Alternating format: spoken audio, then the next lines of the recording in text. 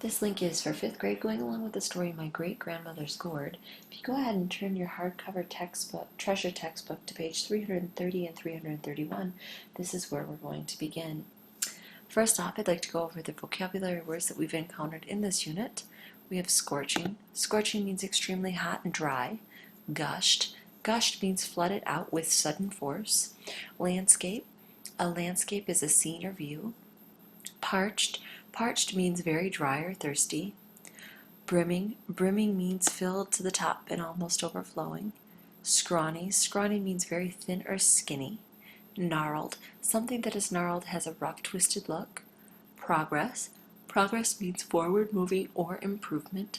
Gourd is a round fruit that is dried and used to make bowls and dippers. And turbans. Scarves wound around the head and worn as hats. And I'd like you to direct your attention to page 330, and I'd like to talk a little bit about the genre of the story. This week, the genre is realistic fiction, and realistic fiction tells an invented story that could have happened in real life. Remember that our that our comprehension strategy this week is on compare and contrast.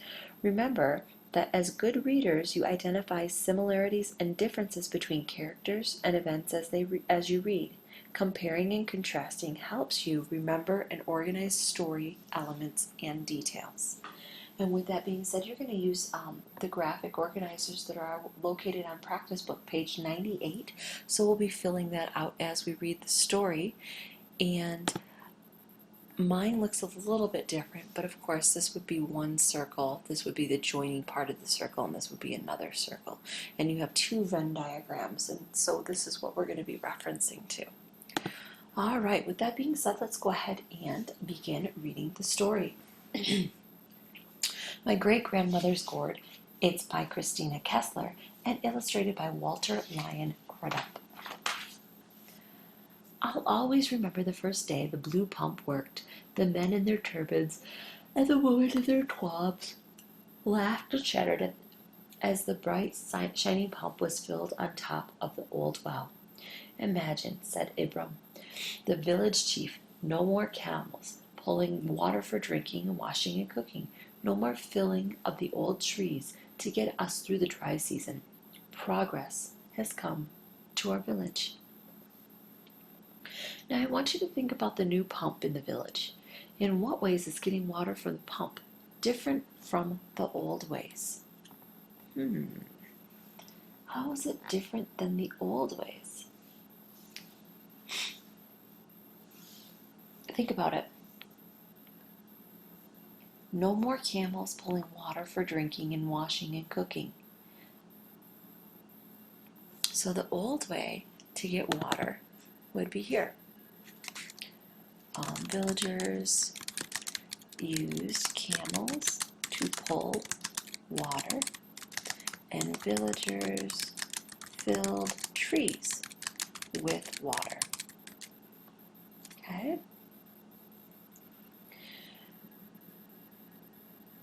Now let's think about this. Now they're going to use a pump. So we can say that the villagers use a pump to get water, and the pump is easier than the old ways. And the similarities here is that the villagers, I have my finger on the wrong key, that the villagers need water.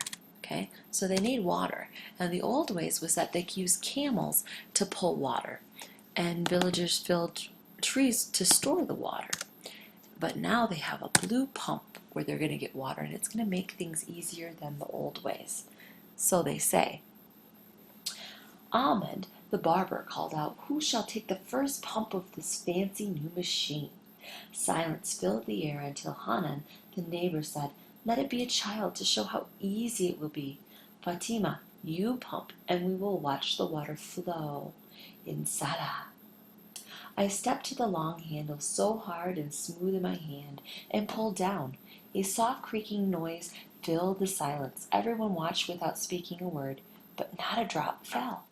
I pulled again, and a second soft creak sounded by stillness. Something rare is in our village. Out gushed a stream of clear water, as if a spell had been broken, and a sudden cheer filled the air, and drums began beating. Was it for me or the water? I wondered. I looked for my grandmother, who always says she is so proud of me, but I didn't see her face in the excited crowd. As people pushed forward to try the pump, I pushed outward to find my grandmother. Now, do you think that Fatima's grandmother shares the excitement of the crowd gathered around the pump? Do you think she's sharing the same excitement that everyone else is sharing? Well, the idea that Fatima's grandmother may not even be in the crowd probably shows that she's definitely not as enthusiastic as the rest of the villagers. There she stood, all alone beneath her best friend, an old baobab tree. I rushed to her, caught up in the drum beats welcoming the pump. Grandmother, come see the new pump. The water is so easy to get now. Our work will be less. Come dance. I could see my friends and cousins dancing with arms flung wide, turning circles. They kicked up small dust devils around their feet.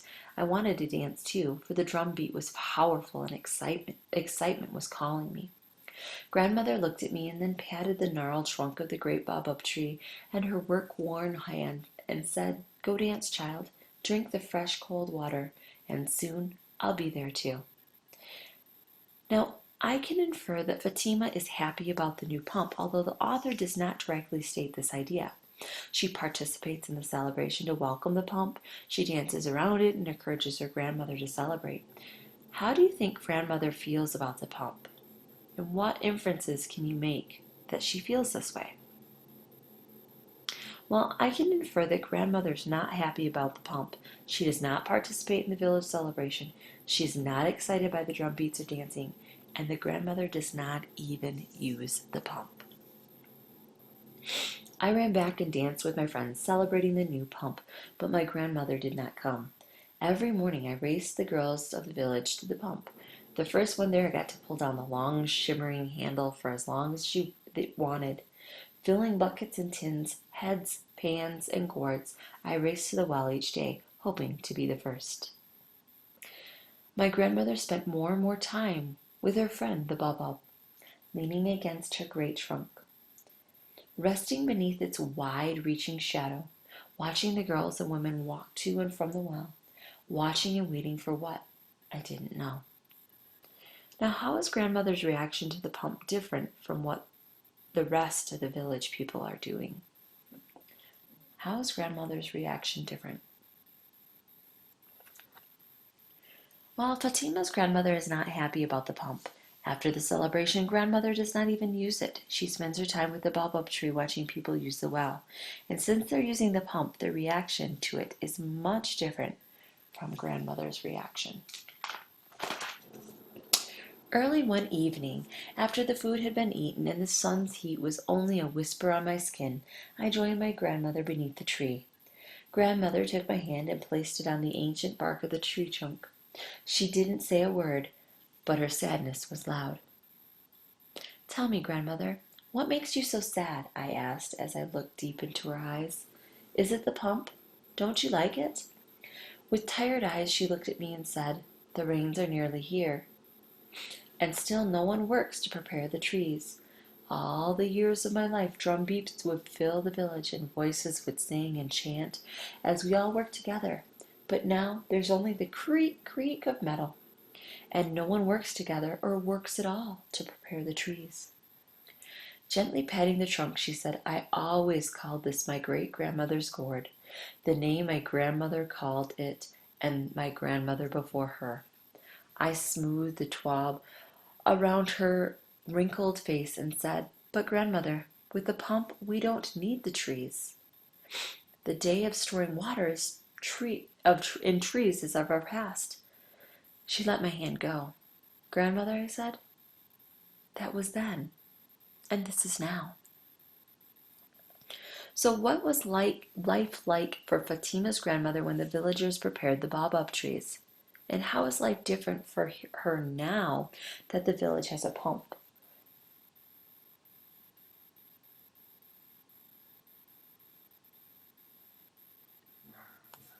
Well, the new ways is that the villagers do not work together.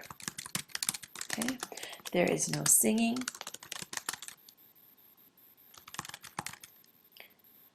just the creaking of the pump. The old ways is that the villagers work together to prepare the trees. Drum beat and singing filled the air as the villagers worked together. And before we turn the page, let's look at that picture of the grandmother and of Fatima touching the tree. What do you think a taub might be? What do you think a taub might be?